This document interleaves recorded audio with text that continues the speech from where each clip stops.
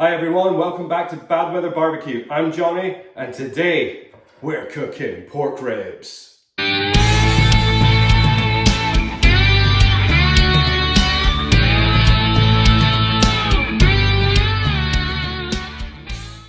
So if you haven't done pork ribs on the barbecue before, you're missing out. And that's why I want to do this video today, to give you an insight into what to do. And it's so easy, it really is, that anybody could do this. The method that we're going to be using today is known as the 3-2-1. Put very simply, it's 3 hours smoking, 2 hours wrapped, and then an hour basting, okay? Very, very simple, straightforward. I'm going to take you through every step of the way, so make sure you stay tuned. The first thing that we're going to do today is we're going to get our ribs ready to go in the smoker. And it's really, really straightforward. All we're going to do is we're going to flip them over, we're going to take a membrane off the back of the bones, and then what we're going to do is just apply our rub to them, and then they're ready for smoking. So let's get to it. The ribs that we're going to be using today are British loin ribs, right? I've used these many, many times for my cooks now, and they're absolutely fantastic. The good news is they don't need much trimming. There's not much to do on this. There's always a little bit of excess meat that you can take off at the back, but I wouldn't get too hung up on that, to be quite honest. As you can see, these are they've been trimmed up already, really, and I think these are pretty good to go. The only thing that we will do is take off, there's a membrane at the back of here which we need to take off. It's basically a thin layer of tissue. Now, if you leave it on and cook it, it's fine, nothing happens, but what it does is it actually sort of gets the consistency of tracing paper when it's cooked. And it's just something that you have to kind of peel off the pork ribs, which I don't like and I don't want to do. So what I'm going to do is I'm going to try and take this off. So this this will be quite interesting doing this on camera for the first time. So what you're looking to try and do is just edge a knife just where the bone, pick one of the bones and just start to edge your knife into it. And then what you'll be able to see is you're starting to pull that thin layer of tissue up. Now, I've started that with a boning knife, but I will just come over to a regular knife, a blunt one, and just see if I can edge this up a little bit. This is one of these things that you do, it never works when you're on camera. So bear with me whilst I try and get this sorted. The trick here is that once you have enough of a pull, if you like, on it, what you do, grab some tissue paper or kitchen roll, and then what you can do is just start just to pull it ever so slightly away. And as you can see,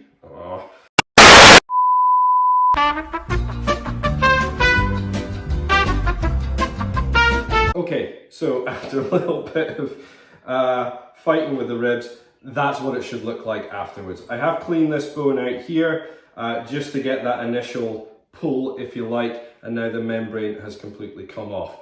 I'm going to see if I can do it again, as I've got 4 of these today. So I'm going to try and roll another one and see if I can get it off in a oneer so that you can see that. So hang fire whilst I get that sorted.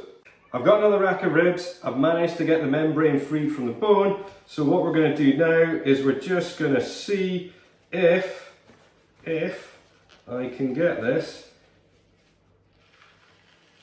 in a oneer.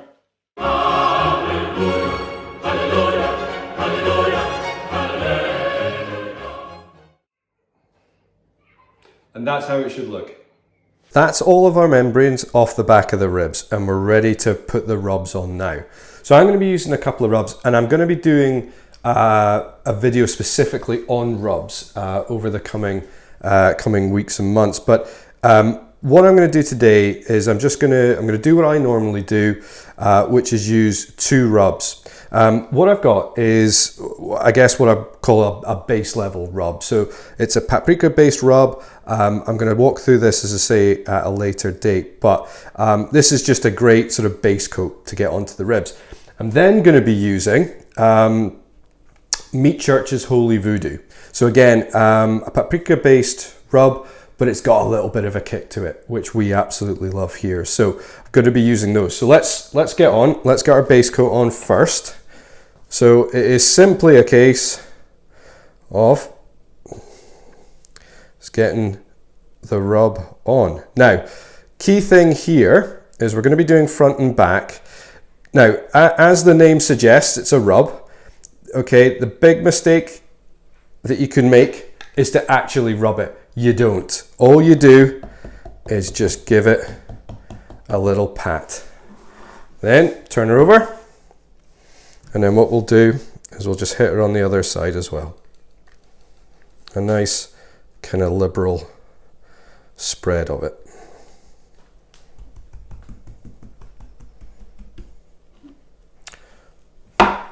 Base coat done. Now I'm going to go and wash my hands, and then I'm going to hit it with the Holy Voodoo. Rub 2 now, so the Holy Voodoo will go on, and again, same application. Hopefully you can see that this one is a little bit coarser than my one. So again, just give it a nice pat there, and then again, flip over, and we will just hit it on the underside of the ribs.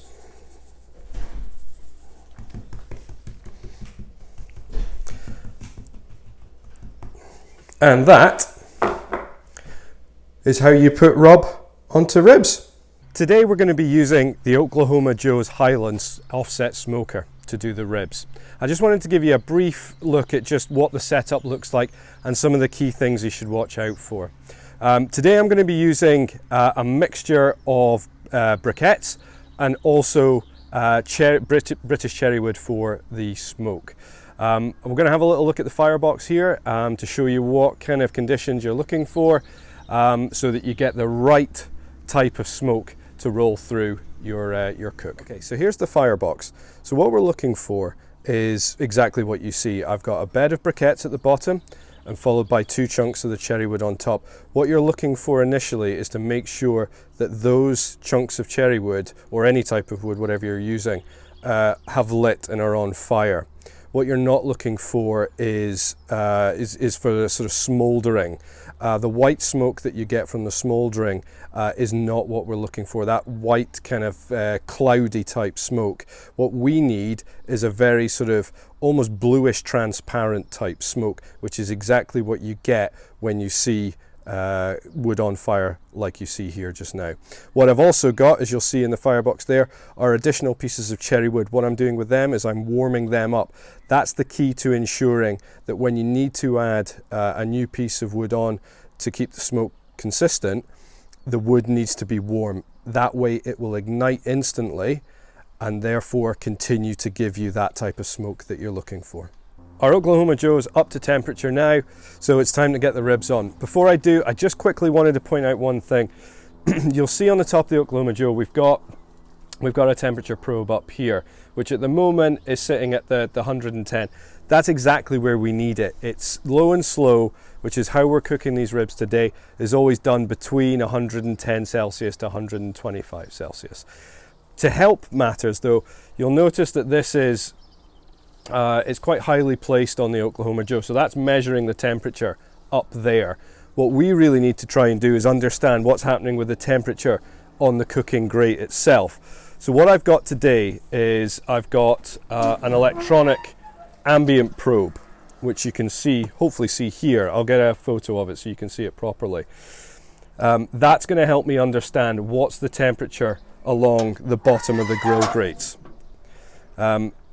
That incidentally is plugged into one of these. Now this is a Weber one. There are many different brands and varieties you can buy. Thermopro do really good ones as well, but this is just what I've got, and I've had this now for a couple of years and it works really well for what I need it to. So let's get the ribs, let's get them on. we've got our pork ribs and it's now time to get them on. So let's do that.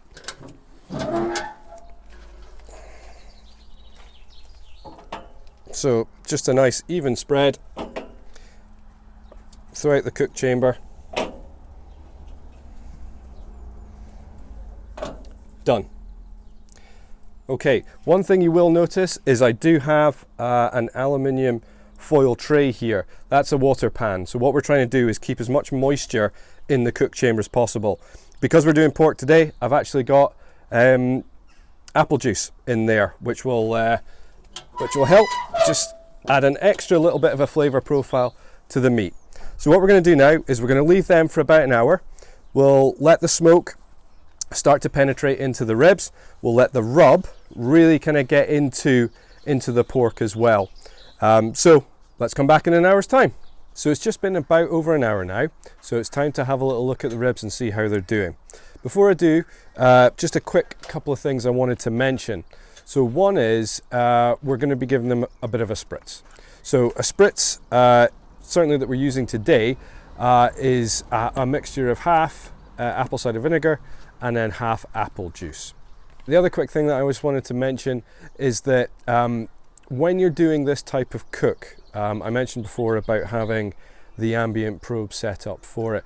It's really key that you're not lifting the lid every 10 minutes and having a look, because what you're doing then is you're just letting all of the smoke, all of the heat come out of the barbecue, and that's what we want to try and avoid. So there's a very famous saying that if you're looking, you ain't cooking. Right, so please try and avoid that when you're doing your low and slow cooking. So here are our ribs, and they're looking great.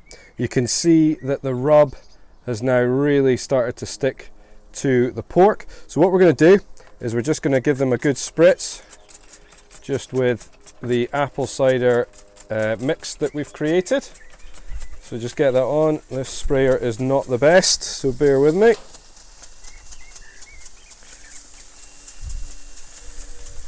But as you can see, they are really coming along nicely. So we're going to give these, I would say, so I think we're about an hour and a half into this, so we're going to give them another hour and a half, and then it will be time to wrap them. So it's been about 3 hours now, and these ribs are looking great, so it's time to pull them off. So I'm just going to quickly grab them. And you can see the sort of mahogany sort of colour that they're coming up as. That's exactly what we are after. So they're still really firm at this point. They are hot, but the next part is key in terms of wrapping, which will help us really tenderize these ribs. So pop that back down, and we're going to head back in and get these wrapped. So the ribs are back inside now, and it's time to wrap them. So how do we do that? So I would do is get 2 sheets of tin foil, the stronger the better with ribs. And then we simply take our ribs, and what we'll do, we'll use this one first. Now, what we have to do is pop the meat side down, or bone side facing up. What we've done is we've had them in the smoker bone side down, but for the tenderizing process, what we need to do is put them bone side facing up. So it's really, really simple process. All we're going to do here is actually just take some of the juice from our spritz bottle. And what we're going to do is just going to pour that in, like so. All right, it's probably about enough. And then all we do is a little rub with our holy voodoo again, which I should have had out the cupboard.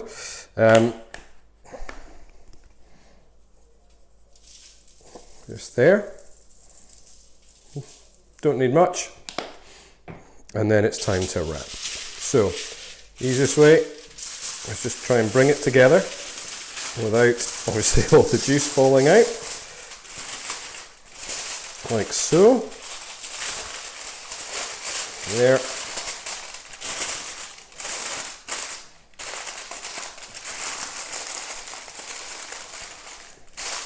Make sure you get it kind of as tight as you can.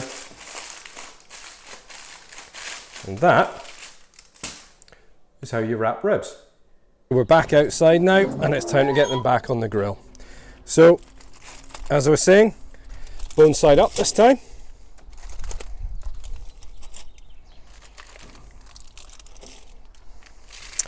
And 4. Okay. And that's us. 2 hours to go until we baste.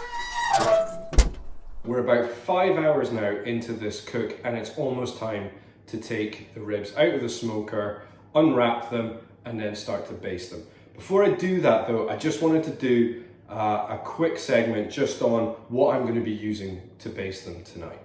So I've got 3 bits here which I just want to walk through. Now, one of them, so basting, yeah, normally with a barbecue sauce, so we'll get to that.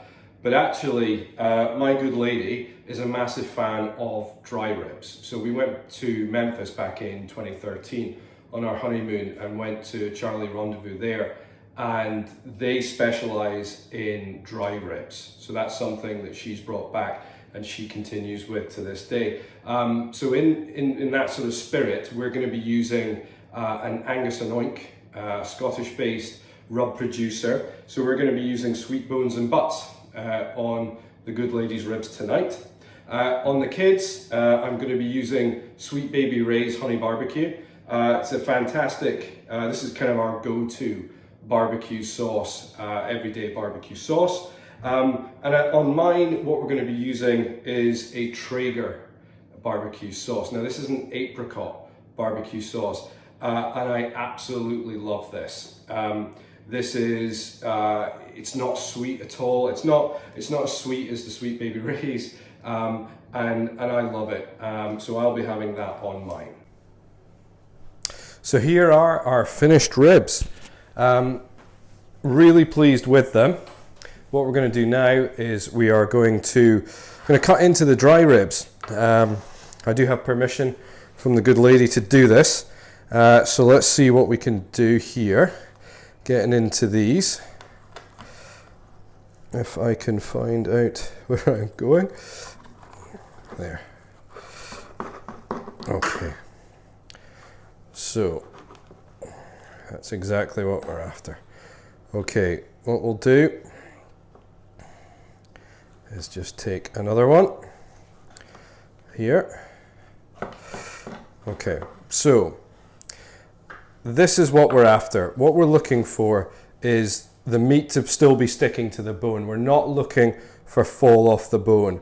Okay, it should still be on there and absolutely stuck to it. So that's exactly what we've got. So I'm really, really happy with that. Now, I guess it's time for a little taste. Let's have a little taste now.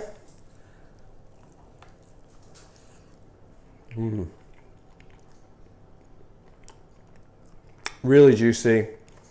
And that's the first time of tasting the new Angus and Oink rub that I put on. That tastes fantastic. So I would classify this a huge success. So hopefully today you've learned a thing or two. Pork ribs, they are really, really easy to do. If you follow these steps, but don't be afraid to try other things yourself. Like I said to you, keep a journal. Look at what you might tweak. You might not want a dry rub on the top, or indeed the Sweet Baby Ray's or the Traeger on top. Try your own. And anyway, get cooking. The weather's great as we've seen today, so get out there, get doing some ribs, and let me know how you get on in the comments. So thanks everybody for tuning in. Please hit that like button if you like what you saw today. I'd love you to subscribe to the channel and hit the bell for future notifications. So thanks everyone, and we'll see you in the next video.